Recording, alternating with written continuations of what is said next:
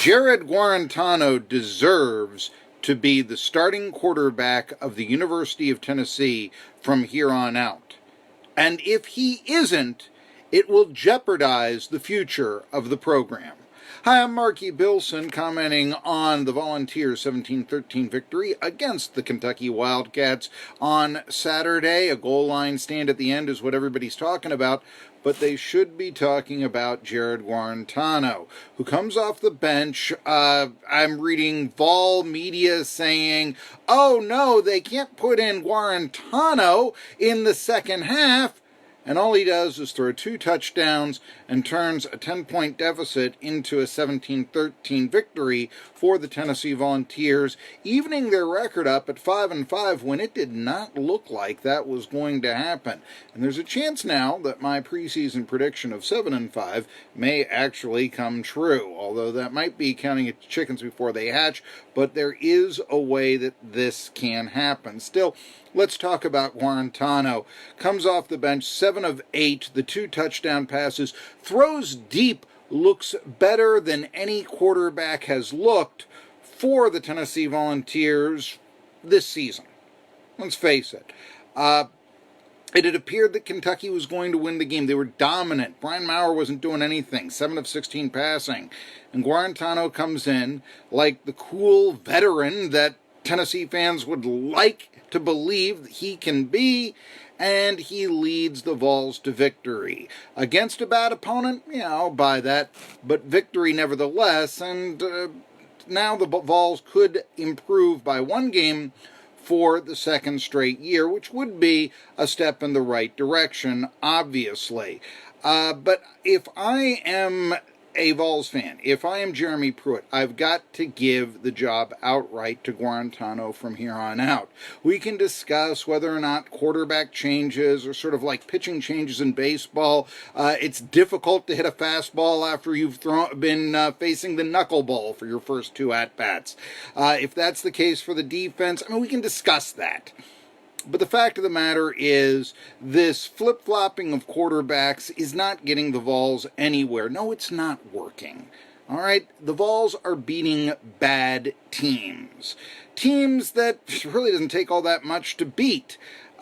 Give you an example. This is the 6th straight game where Tennessee has had to face, either starting or coming on in relief, a backup quarterback.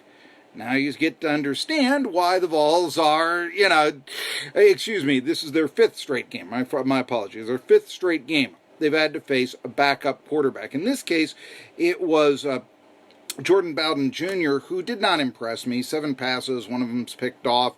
It was a pure one-dimensional offense that got over 300 yards on the ground for the Kentucky Wildcats. That's one of the reasons why, although a lot of people are giving a lot of credit to Garland, Blakely, and certainly Henry Teoto for the goal line stand, it looked to me at the end that there was a lot of confusion by the Kentucky Wildcats on their end. And, they were 0 for 3 in 4th down conversions. This is what happens when you have a one-dimensional offense. This is what happens when you play a wide receiver at quarterback full-time instead of Terry Wilson, who was the starting quarterback but suffered an injury early on in the year. And that has really sent Kentucky into a tailspin. Now then, next up for the Vols after a week off, it's the Missouri Tigers. You keep hearing, there's never a bad bye week. There's never a bad bye week. This could be a bad bye week for the Tennessee Volunteers. The reason why? Kelly Bryant's had a hamstring injury. It has not been healing the way the Missouri Tigers have wanted. And so Taylor Powell has come on. He started against Georgia, and the Tigers did not score any points. The injury to Bryant is one of the reasons why the Missouri Tigers have been dropping like a brick. But with an extra week before they play the Volunteers for this to heal, it comes down to this. Remember, the Vols, they're feasting on the opponent's backup quarterbacks. If Kelly Bryant is in, Missouri probably wins this game. If it's Taylor Powell, Connor Bazelak, however he pronounces his name, he's a freshman nobody's ever heard of, it's not, then the Vols probably win this game. It really comes down to that.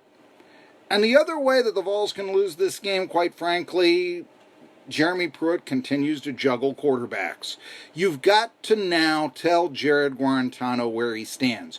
And I see no reason after the game against Kentucky, and really with his play this year, which, yes, has been up and down, but lately has been more sweet than sour, make him the starting quarterback. He's the one who's playing the best. He's earned it. And if you don't, then you run the reputation of being a coach who does not let his players know where they stand. I think Pruitt has that problem already.